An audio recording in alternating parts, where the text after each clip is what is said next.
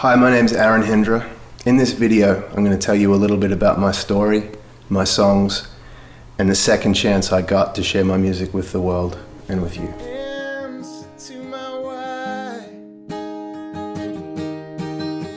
You make me feel like I'm alive. I started playing guitar when I was about 10 years old.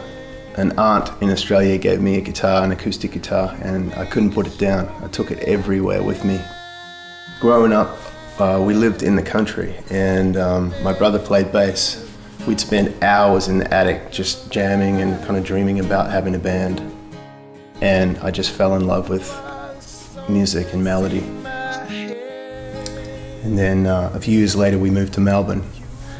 I had this little studio in the garage, and one night this song just came out of nowhere. It was called Don't Let It End. Okay, so my name's Erwin Thomas, and I first met Aaron in 1996 in Australia when he'd written a great song called Don't Let It End for one of our coveted Australian artists named John Farnham. Now, John Farnham is like Australia's Bruce Springsteen. He would sell out arenas 10 nights in a row. Anyway, I remember reading somewhere that John had a new album coming out and he was looking for songs. I just had such a strong feeling about this song. I ended up doing a little piano vocal demo and put it on a cassette, dropped it into John Farnham's record company office. And you know, people kind of laughed at me and thought, oh, good luck. It's the ultimate long shot. But one day, I'm driving my van as a delivery driver, and my cell phone rings, and I answer it. And the voice says, "Hi, could I speak to Aaron Hendra?" And I said, "Yes, that's me. Mate, it's John Farnham. We just listened to your song 5 times. You're amazing. Who the hell are you?" One of the good things that came out of recording in that area was a song by a local songwriter, Don't Let It End. Yeah, Aaron Hendra. I see that we were talking about the Sheryl Crow thing before. I mean, I do get songs from everywhere, people next door and people overseas, and he's a local, lives around where the studio is, and just on the off chance that I listened to it, he came into the studio one day and handed a tape to Catherine, who runs the studio out there on the phone, and he just handed her this tape and said, "Look, it's, you know, any chance of Farnham having a listen to this?" And, well, we put it in the box with everything else, and it came out one day, and Ross and I sat there and listened to it, and it had a mobile number on the back. I was blown away by the song. I think it's a terrific little song, and I really enjoyed singing it. And I rang his mobile phone. He said, "Oh, hang on, I've got to pull over a minute." But now, what? And I told him that, you know, I was going to demo the song for the album, and he was very pleased, which was nice. And that was one of the biggest thrills of my life. It's just such an amazing feeling to have your hero call you. And then, you know, obviously we told him it had made the album, and he was very happy. I don't even know whether he's heard the track yet. So that's what we've done to it. This one's called Don't Let It End.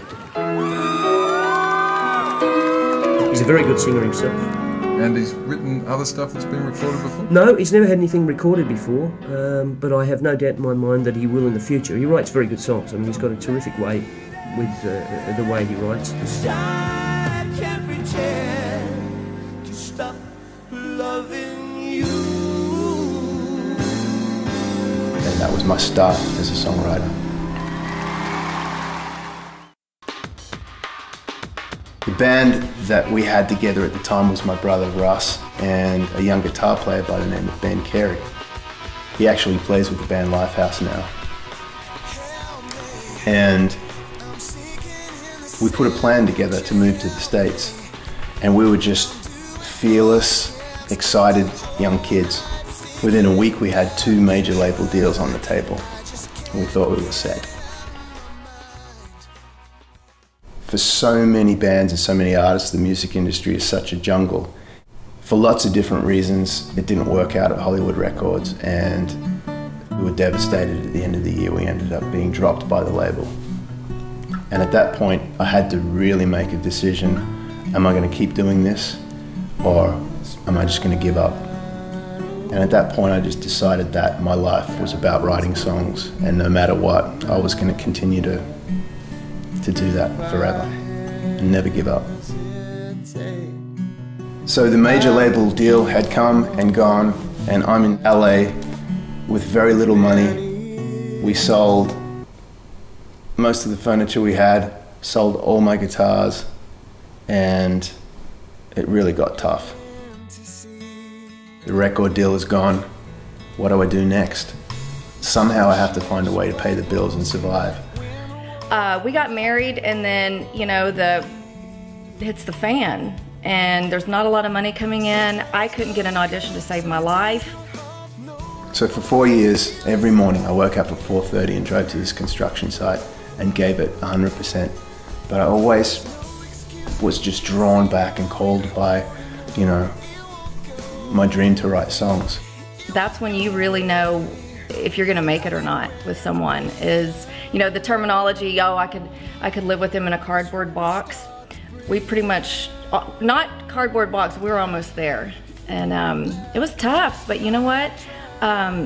If I would want to be in a cardboard box with anybody, it'd be Aaron Hendra. So I kept holding on, and I wouldn't give up. And even though every day I was working hard at the site, I'd come home and go into my little bedroom studio that I'd built and try to write and try to come up with some ideas, and I'd do little acoustic gigs around town just to keep that flame alive. And then one day, that second chance arrived. My October song keeps me hanging on like the face of light. It's all that matters anymore. My October song, the angels are praying. So right when I thought, this is so hard, this is not why I came here, in walks Rick St. George. And Rick St. George is a powerhouse. He is a risk taker, and he believed in me and my music and really thought that I deserved a second chance. He thought that my music deserved to be heard by the world. And together we created Give Records. Aaron Hendra and Tiff, I meet these people and I immediately like everything about them, and but not knowing the situation, you know, all the hard work he's doing, working 70, 80 hours of construction a week, coming home exhausted. Like I said, you're not going to get any music done. You got to understand that Aaron Hendra, I knew after seeing him sing acoustically for 6 months, I want to spend whatever money it took to make this guy the biggest contemporary pop star in the world. And that was my goal. It was my goal from the very beginning. So I said, you're going to have to quit your job. We'll get Gigi to come up here, and we'll start making some music. We came back to this property right here, and we all lived on the property. We all were like one big family, and those guys started putting new music together.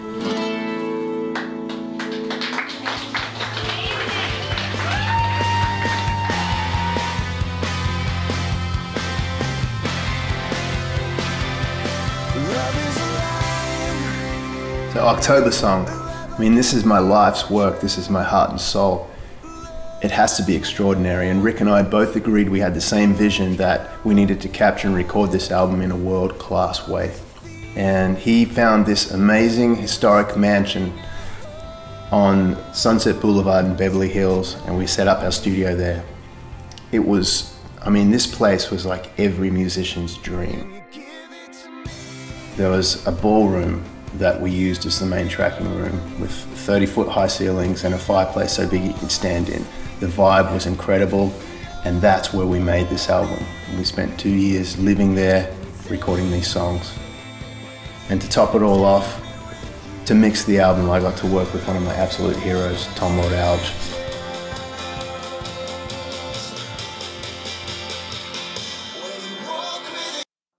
I have to introduce one of my best friends on the planet, incredible human being and world-class rock star drummer, Gigi Gonaway.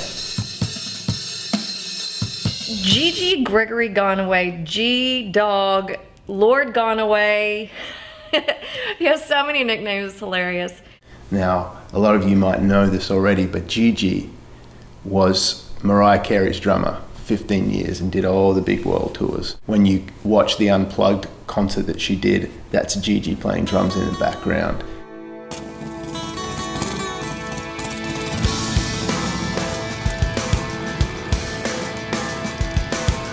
During the Mariah years, I always wanted to have Aaron around me wanted to be around him, wanted to figure out some way to kind of keep our friendship together. And I remember he called me and said, hey man, I want to come out for a couple of days on the road with you. I was like, come on.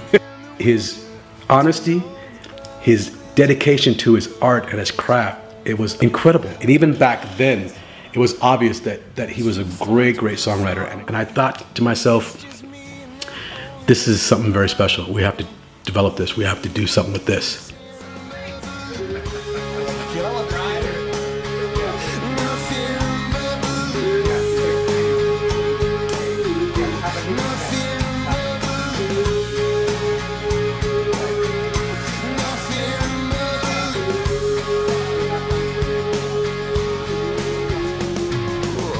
In the construction years, Gigi Gonaway was one of the few people that would call me and say, what are you doing? What are you doing with your songs? Don't give up, you have to keep trying. And I'd be like, man, what are you doing? What are you doing? What's going on? I'm doing this, I'm doing that, I'm doing construction. And I was like, wow.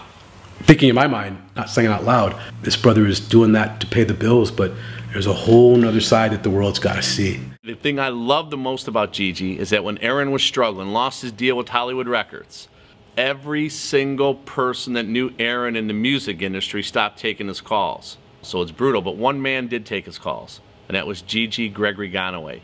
And I think I will love Gigi forever just for that one simple thing that he did.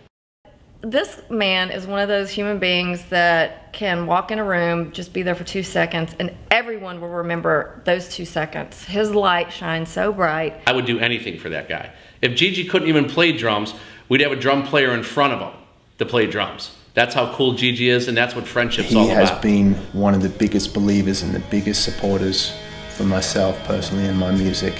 Ever since I came to America, he's been a constant source of encouragement, and I'm so grateful to have him as a friend, and also to have him as part of the Aaron Hendra project. This blows my mind every time I tell people about it, but I'm singing on stage with one of my heroes. Never dreamed that I'd get the chance to work with Erwin. As Jack Jones, he was the lead singer in a band called Southern Sons that I just loved. I would go and see all their shows in Australia growing up. A singer's singer, a guitar player's guitar player. So in 2001 we lost Aaron from Australia, and America gained a very gifted and talented artist, producer. It's been quite an inspiring journey, and to be able to be involved with it makes me pretty proud. Aussie, Aussie, Aussie.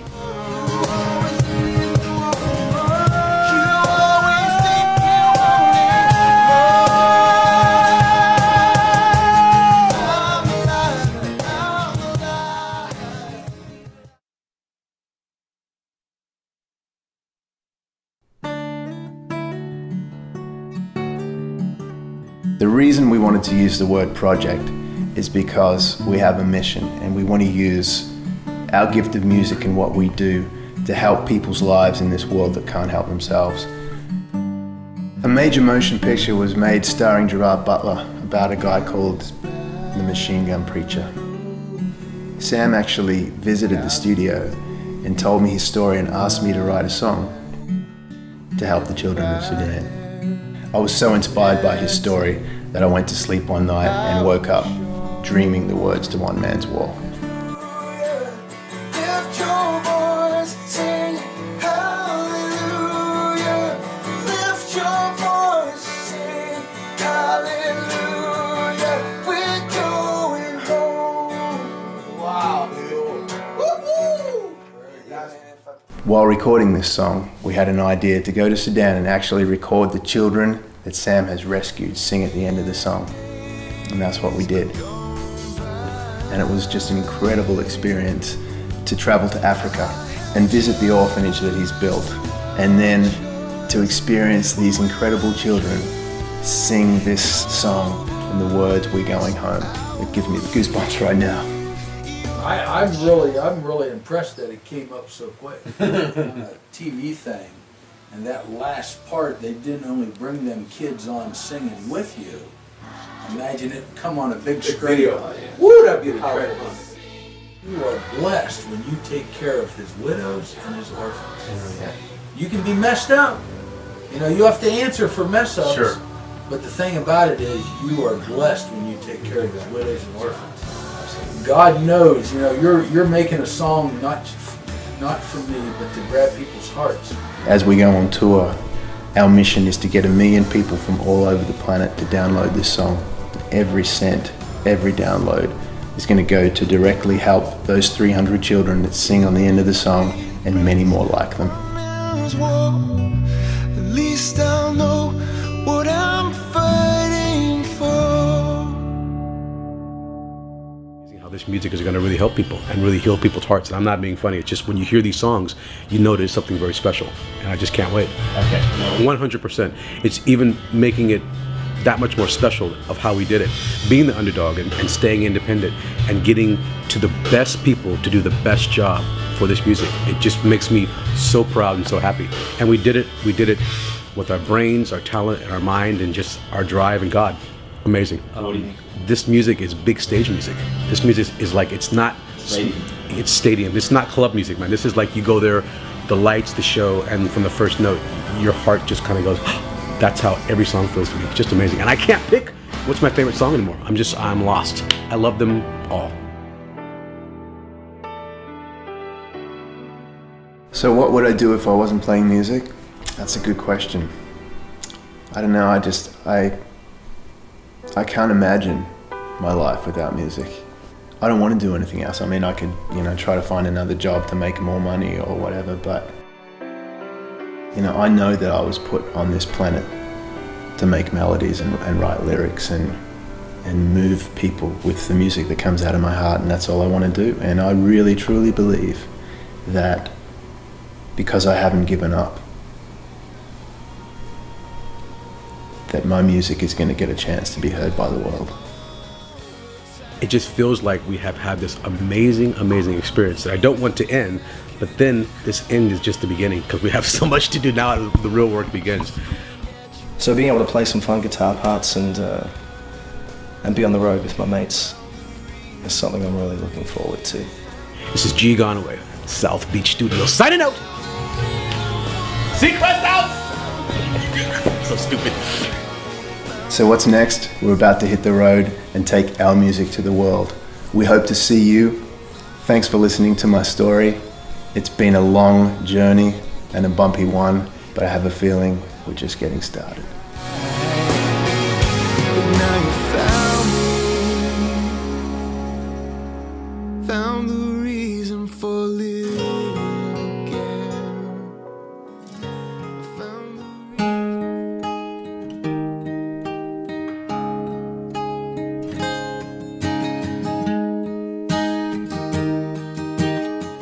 You were the first day of my life. You're every hope in my tribe. You are the rings on my hand. You are the answer to my why. You make me feel like I'm alive. You make me feel like I'm a man. You make me stronger than I am. You make me feel like I'm alive. You are the song that's in my head.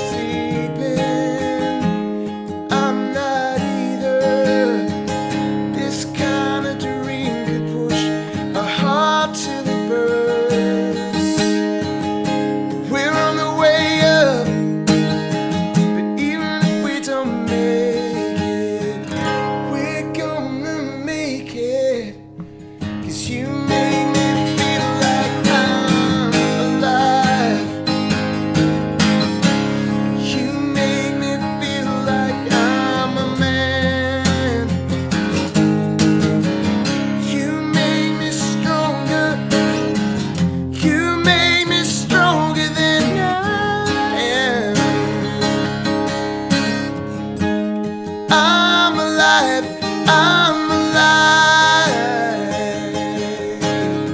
and I can say,